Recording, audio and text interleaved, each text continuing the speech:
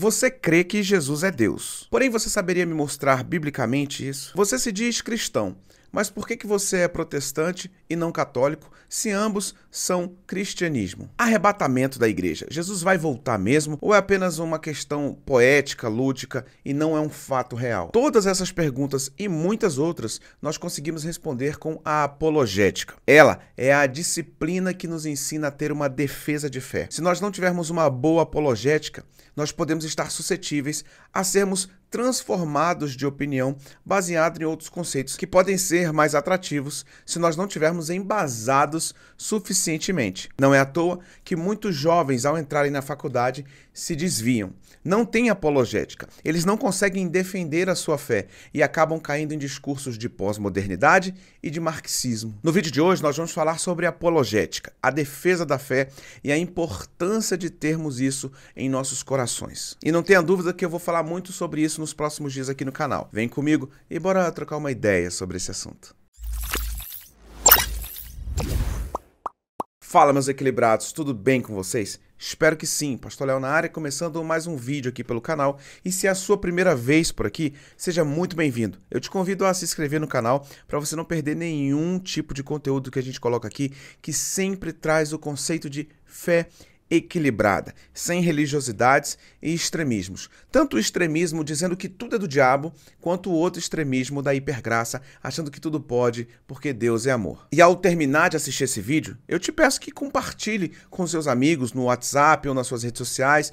Printa essa tela, coloca um story, coloca o link, marca a gente aqui, que eu vou ter muito prazer em ver que você está fazendo isso aí, porque realmente é uma parada muito séria. Quando a gente leva o nome do Senhor, leva a palavra de Deus, leva o evangelho através das nossas redes sociais. Bem, a apologética é uma disciplina cristã que visa defender todos os argumentos que nós declaramos como confissão de fé, a base pela qual cremos e vivemos e levamos ao nosso dia a dia. Então a apologética ela vai visar combater todo tipo de falsa doutrina, heresia, argumentos que não estão na Bíblia e poder, através de um bom estudo bíblico e discernimento das Escrituras, nortear a vida cristã de forma saudável e equilibrada. Pessoal, o Brasil é um país completamente cristão. Se você for olhar estatisticamente, mais de 85% do Brasil é cristão. Mas se nós falarmos sobre apologética, quase que desses 85 aí, 80% não entende, não consegue fazer uma defesa da sua fé. E é por isso que acabam tendo uma vida de carnalidade e uma vida longe da palavra de Deus. Porque declarar numa pesquisa com um servidor de prancheta dizendo qual é a sua religião e o cara falar eu sou cristão é muito fácil. Agora, viver o cristianismo, você precisa saber o caminho das pedras. Você precisa entender a receita do bolo para cozinhar de forma correta. E é aqui que muita gente erra, é na receita do bolo. Não tem apologética e aí não sabe entender a divindade de Jesus, a divindade do Espírito Santo, o conceito de Santíssima Trindade. Não consegue explicar por que não defendemos Maria como uma divindade e tem crente que até tem raiva dela. É um povo perdido porque não tem essa força de defesa da sua fé. E é importante nós entendermos que a apologética é defesa da fé e não defesa de Deus. Nunca se esqueça disso. Deus não precisa ser defendido. A nossa fé, sim.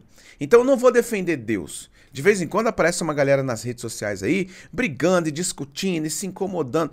Deus não precisa de advogados. Pode deixar Deus com sua divindade e ele é o justo juiz, supremo criador de todas as coisas. Agora, quando lhe perguntarem a respeito da sua fé ou quando confrontarem a sua fé, você precisa estar preparado. Só que sempre de forma espiritual e mansa. Sabia disso? Não é no barraco nem na pancadaria. Muitas pessoas na internet acabam fazendo essa dicotomia de violência, de briga entre lado A e lado B e a forma de se expressar acaba sendo um tanto quanto violenta. Nós precisamos sim nos posicionar, mas temos que fazer isso de forma estratégica. Leia comigo o 1 Pedro 3,15 e você vai ver um dos principais versículos sobre apologética e veja como o apóstolo Pedro ele vai nos orientar a vivermos. Ele diz assim, olha, antes santificai a Cristo como Senhor em vosso coração. Amém. Regra de fé e base bíblica aqui está dizendo, se santifique, tenha uma vida com Deus, fuja do pecado. Amém. E ele continua dizendo, e estáis sempre preparados para responder. Esse texto responder, no texto original, no grego, ele vai estar também como defender. Então é uma resposta em defesa. Esteja sempre preparado para responder, para defender. E a Bíblia continua dizendo, olha aqui, ó, com que característica? Com mansidão e temor. Não é na briga, não é na discussão. Tem pessoas que às vezes vai defender a sua fé e falar, cala sua boca, você é um endemoniado, você não sabe de nada, você não tem um discernimento do Espírito Santo, você vai para o inferno. Quando você fala isso para uma pessoa, você está fechando o coração dela, a mente dela, você está jogando a atenção dela na lata do lixo e ela não vai mais ouvir o que você tem para dizer. Agora a Bíblia vai dizer que a palavra torpe suscita ira, mas a palavra branda acalma o coração. Então a forma com que falamos é tão importante quanto o que falamos. Isso é uma regra básica de comunicação. Então se nós nos preocuparmos em sermos mansos, mas ser manso não é ser um fraquinho, não é falar baixinho, não. É falar com propriedade, mas sempre com amor e com empatia. Nós vamos conseguir entender que aí a gente vai alcançar o máximo de pessoas possível. E ele continua dizendo, mansidão e temor a qualquer que vos pedir a razão da esperança que há em vós. Qual é a razão da nossa esperança? É o Evangelho de Jesus. É o Filho de Deus encarnado que habitou entre nós, por nós morreu, ao terceiro dia ressuscitou e voltará para nos buscar. A razão da nossa esperança é entender esse tripé de que Deus criou a humanidade caiu pelo pecado e Cristo nos reconectou com o mundo espiritual e com a presença de Deus. Essa é a nossa confissão de fé. Se nós não tivermos isso de forma clara e bem argumentada, de forma pautada nas escrituras sagradas, pode vir um gnóstico, pode vir um ateu, pode vir uma pessoa de outra fé e vai ter um argumento mais sólido e vai te dar uma lambada. Essa é a grande verdade. Para você ter uma ideia, o islamismo, que hoje é a religião que mais cresce no mundo pela sua expansão, inclusive de natalidade, né? Porque eles têm muitos filhos, então isso ajuda muito no crescimento das pessoas que professam a fé muçulmana, etc. Mas eles também crescem geograficamente, às vezes de forma não tão ortodoxa, digamos assim, porém, uma criança, um muçulmaninho, né, uma criança de 5 anos do islamismo, já leu o Corão inteiro. Você tem 50 e ainda não leu a Bíblia toda. É brincadeira, meu irmão, isso é muito sério. E por que tem pessoas que às vezes acabam criticando o protestantismo, dizendo assim, poxa, a Igreja Católica com todos os problemas, ela é mais organizada, tem uma liderança, tem o Papa e etc. E é verdade, nisso eles estão melhor que a gente, porém, nós entendemos que a multiforme graça de Deus é transversal. Então o que vai acontecer? Dentro da forma que Deus age e interage, nós vamos ter movimentos históricos, como as igrejas presbiterianas, as igrejas batistas, tradicionais, né? Que nós chamamos de igrejas tradicionais. Nós vamos ter as igrejas pentecostais, as igrejas neopentecostais, vários movimentos protestantes que formam, então assim, a visão do reino de Deus. Todavia, em qualquer igreja existe a probabilidade de haver uma heresia.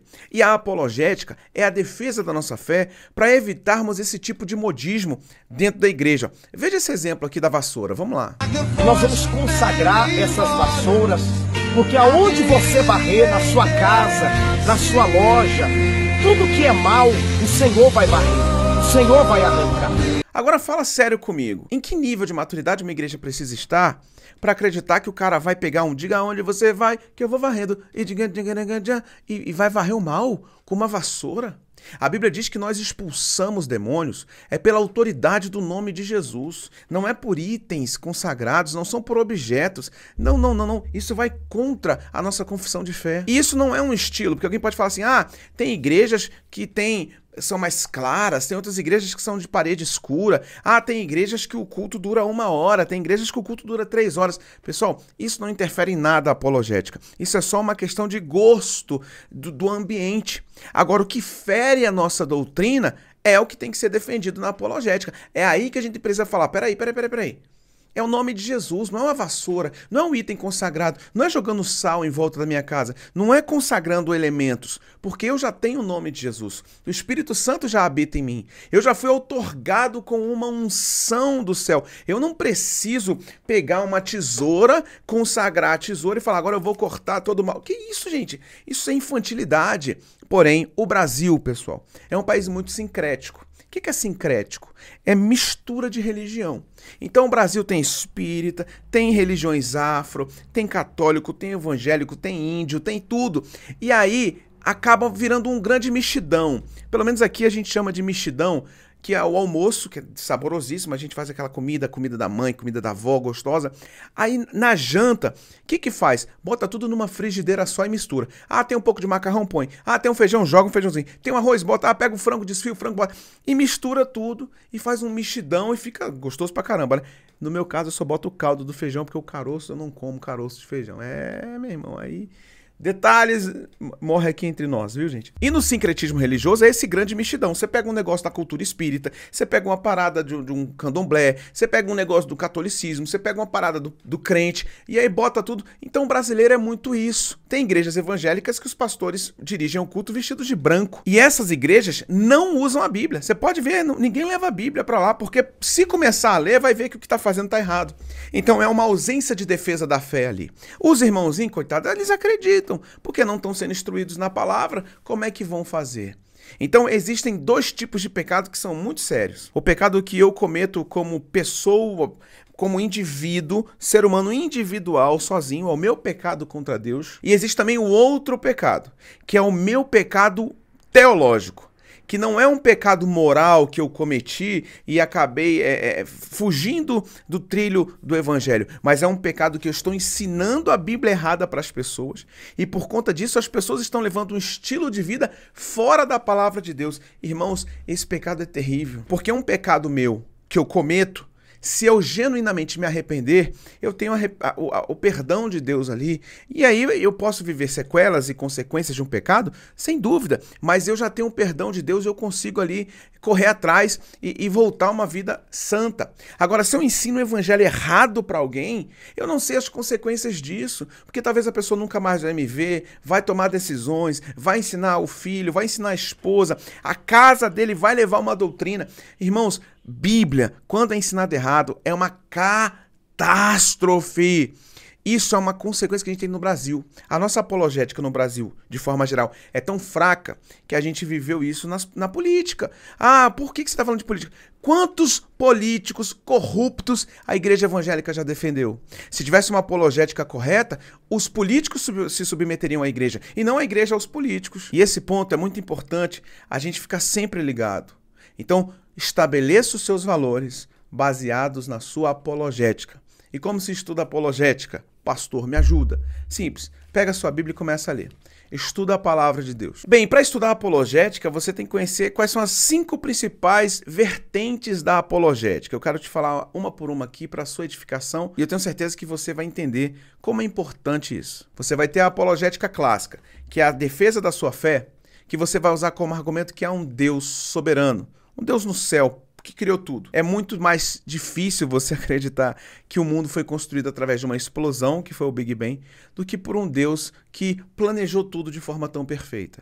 Até o ateu, ele tem dificuldade de aceitar que a única explosão que construiu foi o Big Bang. Qualquer outra explosão quebra, destrói, mas o Big Bang construiu. Isso aí não tem condição. Há um Deus. Então a minha apologética clássica, que é o termo dado para falar desse segmento da apologética, é eu apresentando um Deus nos céus, criador de todas as coisas, e usando os argumentos bíblicos, né, que a palavra de Deus me ensina, para poder mostrar para as pessoas que eu não vivo uma fé de emoção, mas é uma fé bíblica, e ela tem muito mais racional do que emocional. Nós temos também a apologética evidencial, que nós vamos usar os argumentos bíblicos e vamos trazer evidências do dia de hoje, mostrando que a Bíblia tem se cumprido, que a Bíblia tem acontecido. Quem é aquelas pessoas que vivem um milagre? Elas botam, olha a evidência, a Bíblia diz que no nome de Jesus os enfermos seriam curados. Eu estou orando pelos enfermos, eles estão sendo curados. É uma evidência de que a Bíblia não é um livro antigo, mas é mais atual que o jornal que saiu impresso hoje pela manhã, ou o F5 que você deu no seu portal de notícias na internet. E a Bíblia é mais atual do que esse portal de notícias. Existe a apologética histórica, que é muito interessante porque, através dos estudos históricos feitos por arqueólogos, historiadores, vão se comprovando as narrativas bíblicas e fortalecem a existência de um Deus condutor de todo esse plano. Muitos historiadores já se converteram tentando descobrir mentiras históricas a respeito do cristianismo, mas começam a ver toda a verdade. Por mais incrédulo que um historiador seja hoje, ele já admite a existência de Jesus, o Jesus bíblico, histórico. Então, quando eu defendo a minha fé através também de um intelecto histórico, eu fortaleço a minha confissão de fé e eu trago um argumento de evangelismo muito positivo. Temos a apologética pressuposicional, ou seja, de pressuposição. Eu vou pressupor que a pessoa que está me ouvindo, ela crê que existe um Deus, que ela crê que essas coisas todas acontecem não por acaso. É muita perfeição biológica de um ecossistema, de um bioma, da natureza, do DNA humano. Tudo isso é muito complexo para falar que isso foi evoluindo de forma natural e aleatória. Não, há uma pressuposição de que existe um Deus. A maioria das pessoas creem nisso. Algumas, claro, não acreditam que seja o Deus da Bíblia, mas confessam que existe um Deus aí que está controlando todas as coisas. Mas a partir dessa premissa, eu consigo levar o Evangelho e defender o Evangelho de forma sólida e coerente. E por fim, temos a apologética experimental. Essa talvez seja a mais polêmica de todas elas, porque ela se baseia em experiências pessoais. Você teve um sonho, você teve uma visão, você teve uma experiência com Deus. E isso é muito bom para edificar a sua fé e é válido. Mas talvez para defender a fé para outra pessoa, aquela pessoa não tenha a mesma convicção de que você. Se você está em um momento de oração e busca o Espírito Santo, e no seu quarto desce e aparece um anjo, e ele fala contigo, que coisa linda, que coisa espetacular, sensacional. Mas se você for passar isso para frente, muitas pessoas não vão acreditar. Agora, se você tem um grupo de pessoas que confiam na sua maturidade espiritual, que confiam em você, aí acaba sendo de edificação para aquele grupo ali. Mas toma muito cuidado com isso, porque através dessas suposições experimentais, acabam nascendo algumas heresias e a apologética está aí, é justamente para combater esse tipo de heresia. Bem, esse foi o vídeo. Eu espero que você tenha gostado, tenha sido edificado. Já larga o seu like aqui, compartilha para os seus amigos e coloca aqui nos comentários. Você sabe defender a sua fé ou você ainda fica meio malemolente aí e quando te apertam na sua confissão de fé você não tem uma resposta muito legal para dar? Bem, eu vou ficando por aqui, mas tem muitos outros vídeos para você assistir. Beijo no seu coração, forte abraço. Tchau, tchau.